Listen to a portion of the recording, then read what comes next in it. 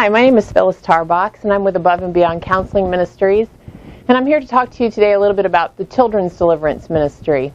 Lots of times parents will ask, what about our children? What comes next after they've come through deliverance? And what is children's ministry exactly? And we like to make it very simple for the children. It's a very simple process. It's easy. It's gentle. The parents are always involved with it. And it sets the children free from anything that's tormenting them, any kind of hindrances that they have in their lives. And generally parents know if their children have got some interference. How do they know if they need it? You've probably already recognized a few things in your children's life, things like night vexing spirits, things that torment them with terrors in the night, anything that causes a sense of ungodly fear with the children. What kind of rebellion or defiance issues are you seeing in your child? Are they abnormal? What sort of things were going on with you when you were pregnant with your child? Were you expecting this child? Were you happy? Was the child wanted? Or were you suffering with depression and anxiety? These are sort of issues that can show up in your child. And also generational things that you've seen repeating in your child that you recognize are patterns that you suffered through when you were a child. There is a biblical basis for children's deliverance because always in the Bible Jesus said, "Bring the little children to me." And in Mark chapter 9 verse 14 is where Jesus healed the boy with seizures.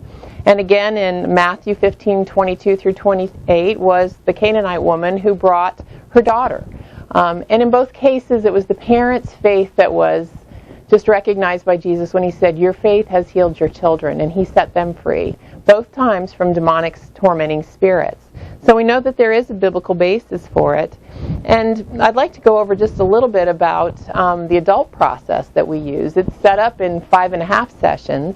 The first session is an interview process that we do so that we get a little bit of a history about the parent. The second session is always how do the doors get open in your life and how to close those doors, which is followed by a deliverance prayer that can take up to 2.5 hours to complete because we look at your whole person. And then the final portion of our regular deliverance ministry is the follow-up stage where how to stay free and how to keep yourself free. Now that is for the adults, but for children it's even easier than that. It's only 3 simple steps. And the first one is really an interview process with the parents.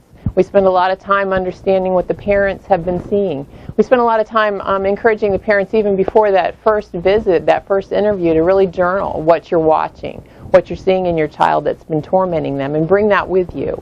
And then we have a lot of homework that we give the parents at that initial meeting that maybe will help prick some understanding to you of things that I've already mentioned, but that open up a door of understanding where maybe that torment could have come in with some fear or with some trauma. After we get through that first interview session and watching the child and seeing how they play and kind of just generally interacting with them a bit, the next session is our deliverance prayer time. And it's easy. Most of it's done while the child is playing, coloring. Parents are always in the room. And then we go through, and when we have the actual prayer time, it takes about 20 minutes, 30 minutes tops. We're very right to the point with what's tormenting the child because we know we don't have a long attention span with them. But in every occasion that I've seen with the kids, they've never been frightened. They've always been at peace because we're a very restful group and their parents are always right there with them. And then the final session, of course, is teaching the parent how to keep your children free. And because you're the primary warfare person to watch over them, to pray over them, to really hold the discipline, in fact, in check so that these spirits can't torment them again. Some of the testimonials that we've had with kids have just been amazing. We had one little girl who came in that was really tormented with a spirit of infirmity. Something had happened to her, some neck trauma, and because of that, she was very private fear started to come in with all the poking and prodding from doctors. And we watched that all go, and it was so gentle. Another little boy came in from a long line of really wonderful, godly parents, but he was suffering with a spirit of murder and violence from a little boy on a playground who had that kind of history that had tormented him and choked him.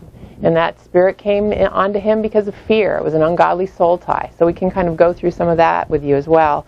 And then we had another little boy who it had been prophetically spoken over his mother he would be born dead.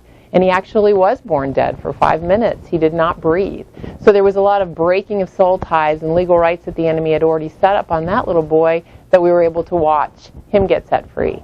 So I'd like to just invite you to really give us a call if you have seen some of this in your children, just that fear, that shyness, hiding, rejection, rebellion, whatever it could be that you're concerned about that's caused you to watch this video and stick with me right here to the end. Give us a call.